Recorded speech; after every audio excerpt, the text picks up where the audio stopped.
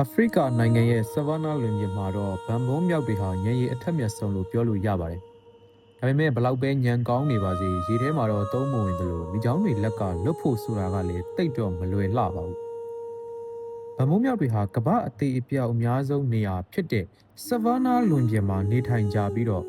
အနေရအများဆုံးသားရဲတွေလက်ကနေလွတ်မြောက်အောင်လဲနေ့စဉ်စူးစမ်းနေကြရတာပါ။ဒီဗန်ဘုံမြောက်တွေဟာအလွန်ရှုပ်ထွေးတဲ့အုပ်စုဖွဲ့စည်းပုံတွေရှိကြပြီးတော့အဲ့လိုအုပ်စုဖွဲ့ရမှာလဲကြွက်သားအင်အားထက်ညံရင်ညံသွေးကိုပို့ပြီးတော့အရေးပေးပါတယ်။ပုံမှန်အားဖြင့်ဆိုရင်တကောင်တည်းအမဲလိုက်တတ်တဲ့သားရဲတွေဟာဗန်ဘုံမြောက်တွေကိုတိုက်ခိုက်တော့မယ်ဆိုရင်အခြေအနေကိုတေချာလေးစဉ်းစားရပါတယ်။ဘာဖြစ်လို့လဲဆိုတော့ဗန်ဘုံအထီးတကောင်ရဲ့9စင်တီမီတာရှည်တဲ့အဆွဲတွေက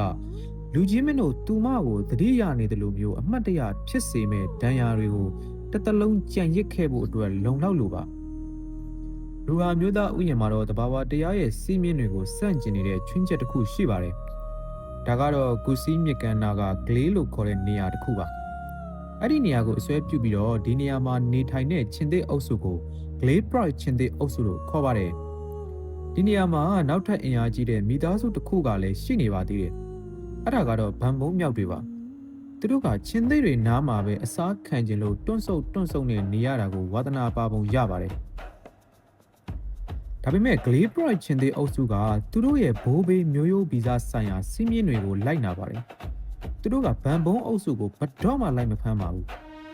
သူတို့ရဲ့အခြေအနေကလူကြီးမင်းနဲ့လူကြီးမင်းတို့ crash ဆက်ဆံရေးလိုပဲအများတန်းအေးဆက်နေမှာပါလူကြီးမင်းတို့အတွက်အေးဆက်နေပြီမယ်လို့ဗန်ဘုံမြောက်တွေတက်တော့စိတ်အေးလက်အေးနဲ့နေနိုင်ပြီးအေးစစ်စစ်အစာရှာစားလို့ရပါတယ်အားလုံးထဲမှာတတိအကြီးဆုံးကတော့ကူဒူးလို့ခေါ်တဲ့တမင်တွေပါပဲသူတို့နားကိုချီးကပ်ဖို့ဆိုတာလူကြီးမင်းသူမအနာကိုကပ်ဖို့ကြိုးစားတာထက်ကိုပိုပြီးခက်ခဲပါတယ်မက်ဆင်ဂျာမှာလူကြီးမင်းစီကစာပို့တန်ကြားတာနဲ့သူမဟာပြက်ကွယ်သွားတယ်လို့မျိုးပဲတကိုင်းကျိုးတဲ့အတန်လေးကြားလိုက်တာနဲ့တင်ကူဒူးတမင်တွေဟာပြက်ကွယ်သွားတတ်ကြလို့ပါဒါပေမဲ့အခုဒီနေရာကိုအနားယူဖို့ရွေးချယ်လိုက်တာကကူဒူးသမင်တွေအတွက်တော့မျှော်လင့်မထားတဲ့အမှားကြီးတစ်ခုပါပဲကူဒူးသမင်ကြီးတစ်ကောင်ဟာကီလိုဂရမ်100ကျော်စာအာဟာရကိုပေးစွမ်းနိုင်ပါတယ်အခုမြင်နေရတဲ့အတိုင်းပဲချင်းသေးတွေကတော့ဘိုက်ဝါသွားပြီးဗန်ဘုံမြောက်တွေကတော့ဘေးကင်းသွားကြပါပြီ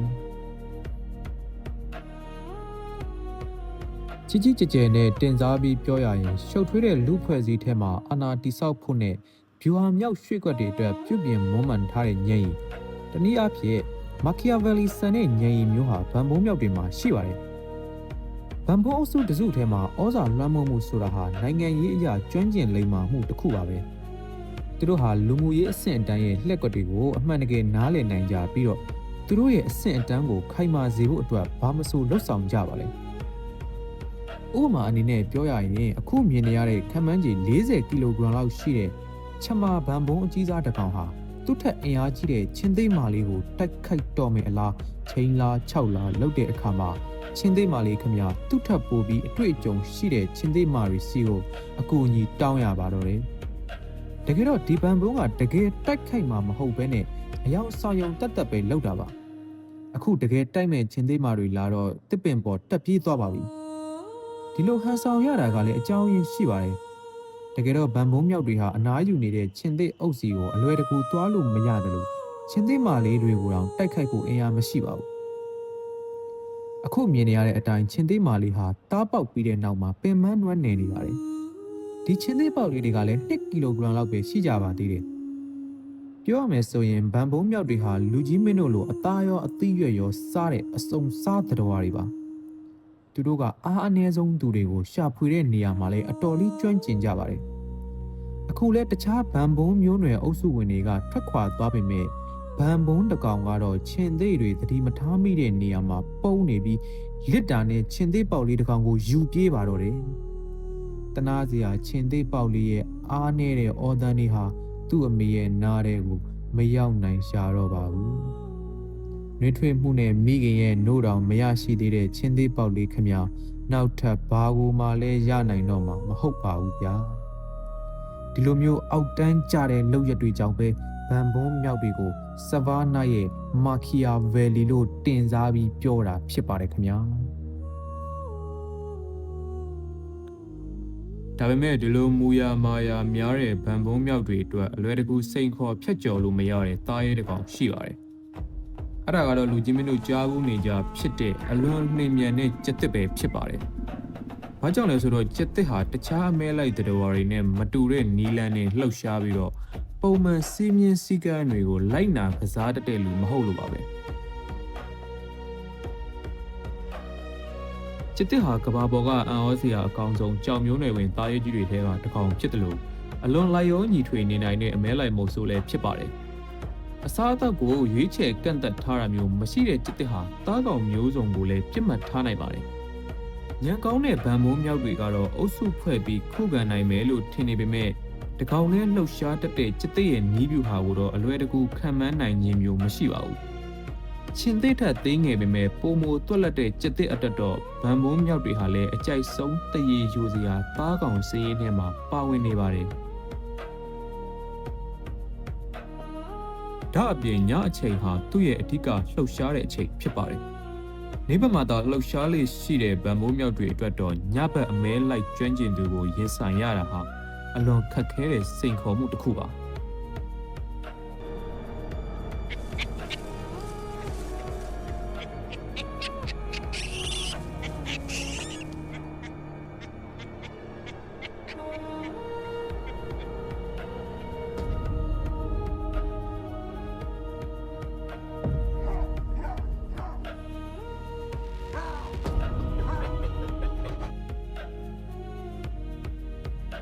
ဒါပေမဲ့နေဘက်မှာတော့ဗန်ဘုံတွေဟာကျစ်တစ်ကိုတွေ့ရင်နောက်ဆုတ်ပြီးထွက်ပြေးတာမျိုးမလုပ်တတ်ကြပါဘူး။တကောင်လေးရှိနေအောင်မှအရွယ်ရောက်ပြီးသားဗန်ဘုံအထီးတွေဟာတက်စတိုစတုန်းဟော်မုန်းမြင့်မားမှုကြောင့်ရဲရင်ပြီးတော့ကျစ်တစ်မှတကောင်ဒါမှမဟုတ်ငယ်ရွယ်တဲ့ကျစ်တစ်ပြိုလေးတကောင်ကိုတော့မှမကြောက်မရွံ့ပြန်လည်ရင်ဆိုင်နိုင်ကြပါတယ်။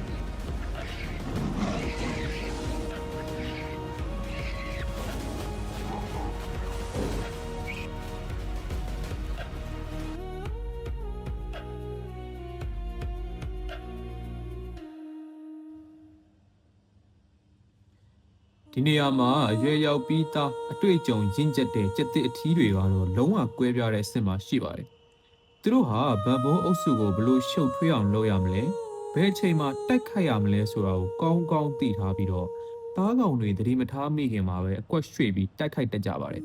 ။ဒါပေမဲ့လည်းခရူဂါမျိုးသားဥယျာဉ်မှာပြုလုပ်ခဲ့တဲ့သူတေသနတွေအရ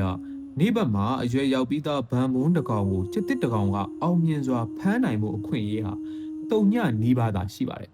။တကယ်တော့ဗန်ဘုံတွေဟာကျက်တစ်တွေစားတဲ့အစားအသောက်တွေသားကောင်တွေကိုရာခိုင်နှုန်းနဲ့တွက်မယ်ဆိုရင်900ခိုင်နှုန်းတောင်မပြည့်ပါဘူး။အကြောင်းကတော့ဒီလိုအမဲလိုက်တဲ့အခါမှာပေးဆက်ရမယ့်အန်ဒီနဲ့တန်မိုးကအလွန်ကြီးမားလို့ပါ။ချင်းသေးကျက်တစ်နဲ့ခွေးရလိုမျိုးအမဲလိုက်မုတ်ဆိုးတွေနဲ့ရင်ဆိုင်ရတဲ့အခါမှာဗန်ဘုံအုပ်စုတွေဟာအုပ်စုဖွဲ့ပြီးတော့လည်းပြန်လည်ခုခံနိုင်ပါတယ်။အနည်းဆုံးတော့လွတ်မြောက်မဲ့လမ်းကြောင်းကိုရှာဖွေနိုင်ကြပါတယ်။ဒီနေရာမှာမိချောင်းကတော့ဗန်ဘုံတွေကိုအမားပြင်ဝင်လုံးဝပေးမှာမဟုတ်ပါဘူး။သူတို့ရှိနေတဲ့နေရာကိုမိချောင်းကတတိထားမိသွားပြီဆိုရင်တော့လွတ်မြောက်ဖို့အခွင့်အရေးကအရင်နေသွားပါပြီ။ဒါပေမဲ့ကုန်းပေါ်မှာတော့ဗန်ဘုံတွေဟာအလွန်တွက်လက်တဲ့အတွက်မိချောင်းကအလွယ်တကူလိုက်ဖမ်းဖို့လည်းမရပါဘူး။ဆာဗာနာဒေသမှာတော့ရေဟာအသက်ရှင်သန်မှုမရှိမဖြစ်လိုအပ်တဲ့အရာဖြစ်ပါတယ်။ဒါပေမဲ့အဲ့ဒီရေကန်တွေကိုနိုင်မိချောင်းတွေကလည်းစိုးမိုးထားပါတယ်။ဗန်ဘုံမြောက်တွေရေစာလို့ရေလာတောက်တဲ့ခဏလေးအတွင်းမှာပဲသူတို့ရဲ့အာယုံစိုက်မှုတွေဟာညော်နေသွားတတ်ပါတယ်။အဲ့ဒီအချိန်တိုလေးကပဲမိချောင်းအတွက်တိုက်ခိုက်ဖို့လုံလောက်တဲ့အခွင့်အရေးဖြစ်လာတာပါ။မိချောင်းရဲ့မေယိုအားဟာတိရစ္ဆာန်လောကမှာအပြိုင်ဆိုင်မရှိသလောက်ပါပဲ။ဒီဗန်ဘုံတကောင်အသက်ရှင်ကြံရစ်ခဲ့တာဟာလည်းမိချောင်းကြီးရဲ့အရွယ်အစားကြောင့်သာဖြစ်ပါတယ်။အနည်းအားမှာရှိတဲ့ဗန်ဘုံအုပ်စုကတော့အချိန်ကြီးပြောင်းလဲမဲ့အခွင့်အရေးကိုစောင့်ကြည့်နေကြတာပါ။ဒါပေမဲ့တေးကြတာတစ်ခုကတော့မိချောင်းနဲ့ဗန်ဘုံကြားကတိုက်ပွဲဟာအမြဲတမ်းမိချောင်းဘက်ကပဲအသာစီးရနေတယ်ဆိုတာကတော့မဟုတ်ပါဘူး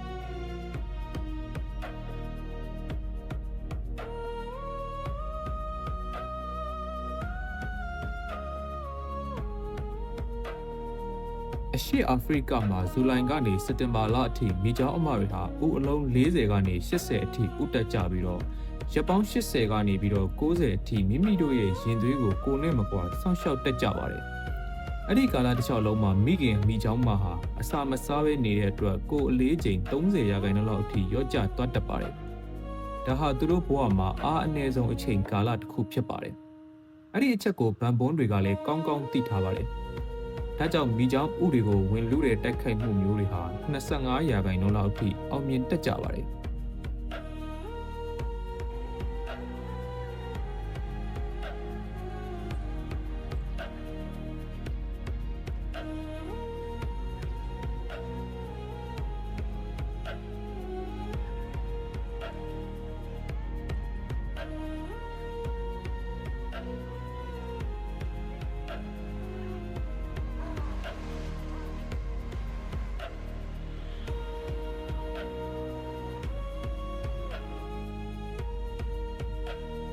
ဒါပေမဲ့လည်းဗန်ဘုံမြောက်တွေအနေနဲ့ရေနဲ့ဝေးတဲ့နေရာမှာတော့အများတန်းနေလို့မရပါဘူး။မိုးခေါင်တဲ့ရာသီရောက်ရင်ရေရှာဖို့နေရာပြောင်းရတယ်လို့တစ်ခါတလေမြစ်ကိုယ်တော်မှဖြတ်ကူးရပါတယ်။အဲ့ဒီခရီးစဉ်ကတော့ဗန်ဘုံမြောက်တွေရဲ့ဘဝမှာအန္တရာယ်အများဆုံးအခိုက်အတန့်ပါပဲ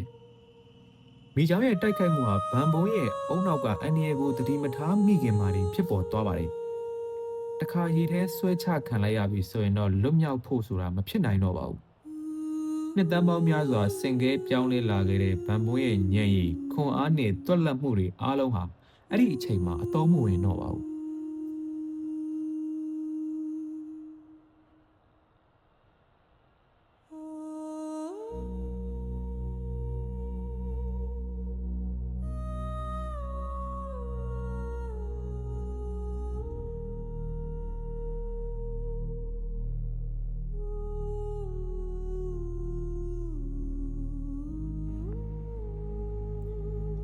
ဒါပေမဲ့မိချောင်းထက်တောင်ပိုကြောက်စရာကောင်းတဲ့တွားသွားမှုဆိုတစ်ကောင်ရှိပါသေးတယ်။အဲ့ဒါကတော့အာဖရိက rock python လို့ခေါ်တဲ့အာဖရိကစပါးအုံးပဲဖြစ်ပါတယ်။သူဟာတဘာဝပတ်ဝန်းကျင်ရဲ့အားနည်းချက်ကိုမဟုတ်ဘဲနဲ့မျက်စိမမြင်နိုင်တဲ့ blind spot နေရာကိုအသုံးချတာပါ။စပါးအုံးငွေဟာထိုင်ဆောင်ပြီးအမဲလိုက်တဲ့နေရာမှာလည်းအလွန်ကျွမ်းကျင်သူဖြစ်ပါတယ်။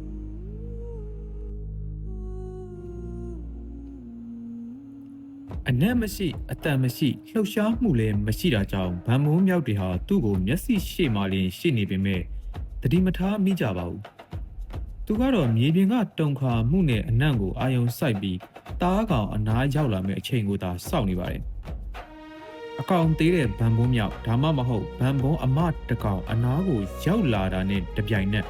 သူ့ရဲ့ခန္ဓာကိုယ်ကြီးနဲ့လျှက်တစ်ပြက်ရစ်ပတ်လိုက်ပါတော့တယ်။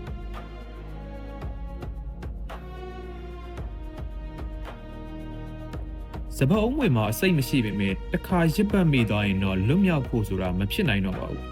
။သူတေသနာတွေရတော့သူဟာတားကောင်ရဲ့နှလုံးခုန်တန်ကိုတောင်အရေပြားကနေတဆင့်ခံစားနိုင်ပြီးနှလုံးတစ်ချက်ခုန်တိုင်းမှာပိုပြီးတင်းကျပ်လာအောင်ဖိအားပေးပါတယ်။နောက်ဆုံးမှာတော့နှလုံးခုန်ရက်သွားတဲ့အထီကိုဖိညစ်ထားလိုက်ပါတယ်။ဒီညစ်အားဟာအသက်ရှူမဝလို့တေတာထက်တောင်ပိုမြန်တဲ့နီးလန်းနဲ့အသက်ဆုံးရှုံးစေတာပါ။မိချောင်းလိုမျိုးတတ်မှတ်ထားတဲ့နေမြေလည်းမရှိတဲ့အတွက်စပါးအုံးမွေဟာဘယ်နေရာမှာမဆိုပုံနေနိုင်ပါလေ။သတိထားမိဖို့ဆိုတာလည်းခက်ခဲပါတယ်။သတိထားမိတဲ့အချိန်ရောက်သွားပြီဆိုရင်တော့နောက်ပြန်လဲဖို့အခွင့်အရေးမရှိတော့ပါဘူး။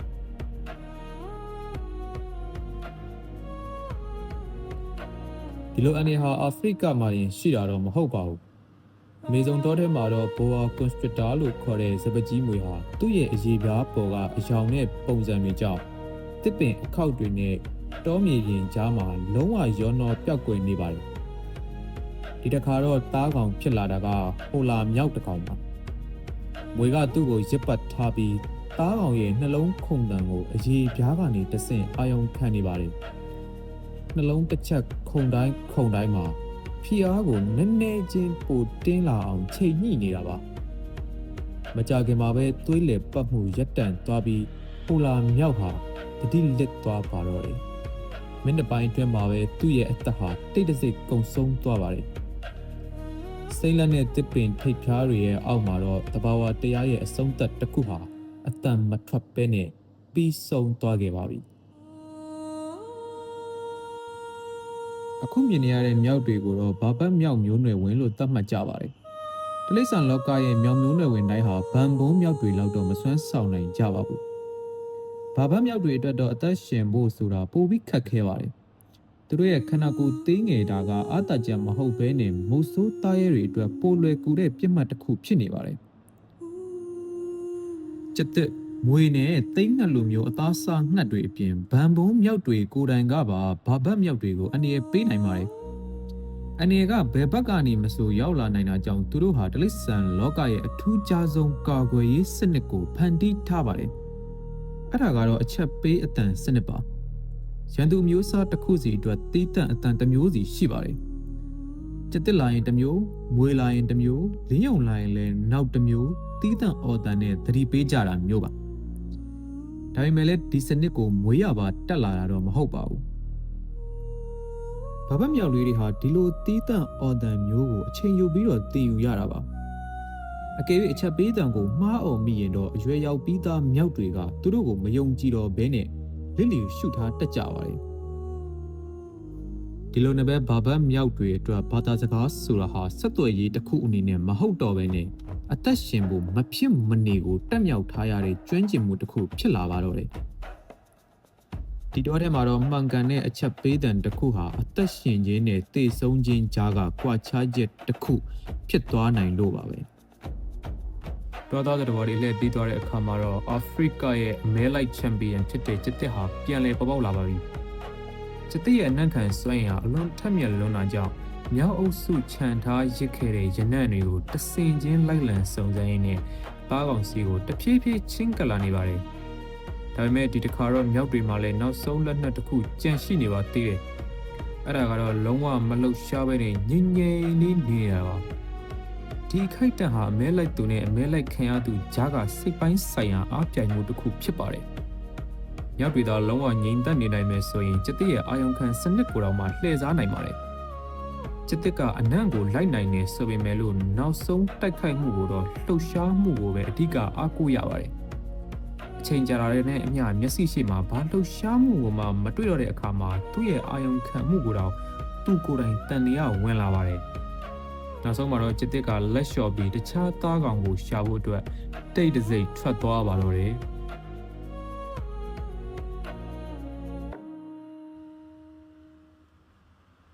ဒါပေမဲ့လည်းတခါတလေမှာတော့ငြိမ်သက်ပြီးတစ်ပင်ထိပ်ဖြားမှာပုံနေတာကလုံခြုံမှုကိုအာမမခံနိုင်ပါဘူးဘာလို့လဲဆိုတော့ကောင်းကင်ပေါ်မှာလင်းယုံလို့ခေါ်တဲ့မိုးဆိုးတစ်ကောင်ကရှိနေပါသေးတယ်သူကတာမန်အမဲလိုက်ငှက်တစ်ကောင်တော့မဟုတ်ပါဘူးသူ့ရဲ့မျက်စိကအလွန်ထက်မြက်လွန်းတာကြောင့်3ကီလိုမီတာလောက်အကွာအဝေးကလှုပ်ရှားမှုအသေးငယ်ဆုံးလေးကိုတောင်မှဖမ်းမိနိုင်ပါတယ်။လေးရုံကအတွက်တော့တောအုပ်ကြီးဟာပုံအောင်စရာနေရာမဟုတ်ပါဘူး။အပေါ်ကနေအရာအလုံးကိုအသေးစိတ်ကြည့်နိုင်တဲ့မြေပုံတစ်ချက်တတ်တာပါပဲ။ဒီလိုမြင်မျိုးကြောင့်ပဲဘာဘတ်မြောက်တစ်ကောင်ချင်းစီဟာသူ့အတွက်တော့ထင်ရှားတဲ့ပြစ်မှတ်တစ်ခုဖြစ်နေပါတယ်။ကောင်းကင်ရဲ့တဆေလို့တင်စားခံရတဲ့ဒီလင်းယုံဟာပြစ်မှတ်ကိုတွေ့လိုက်တဲ့အချိန်မှာတော့တိုက်ခိုက်မှုဟာမျက်တောင်တစ်ချက်အတွင်းမှာပဲပြီးဆုံးသွားတတ်ပါတယ်။လင်းယုံအတွက်တော့မြောက်တွေဟာအစာတတ်မဟုတ်ပါဘူး။သူမျိုးဆက်ရှင်သန်နိုင်မှုအတွက်အရေးကြီးတဲ့စွမ်းရည်အရင်းမြစ်လည်းဖြစ်ပါတယ်။ဒါပေမဲ့သူကတွေ့တဲ့အကောင်တိုင်းကိုတော့လိုက်ပြီးကြာပန်းမတိုက်ခိုက်တတ်ပါဘူး။အားနေတဲ့အကောင်တွေကိုပဲဂယုတစိုက်ရွေးချယ်ပြီးပြစ်မှတ်ထားလေးရှိရပါ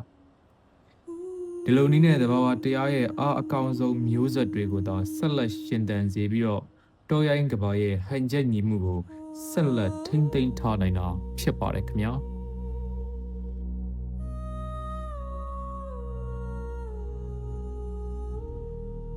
ရင်းစွာရှင်သန်ခြင်းအပိုင်းတစ်ကိုဒီနေ့မှာတော့ဒီလောက်နဲ့ပဲရနာထားပြရစီခင်ဗျာ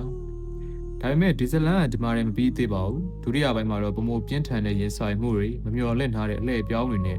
တဘာဝလောကရဲ့အံ့ဩဖွယ်ဖြစ်ရတဲ့ကိုဆက်လက်တင်ဆက်ပေးသွားမှာဖြစ်ပါတယ်ဒါကြောင့်ဒီဗီဒီယိုကိုနှစ်သက်တယ်ဆိုရင် like လုပ်ဖို့နဲ့ subscribe လုပ်ထားဖို့လည်းမမေ့ပါနဲ့ကြည့်ရှုပေးတဲ့အတွက်အထူးပဲကျေးဇူးတင်ပါတယ်ဒုတိယပိုင်းမှာပြန်လည်ဆုံတွေ့ကြပါမယ်ခင်ဗျာ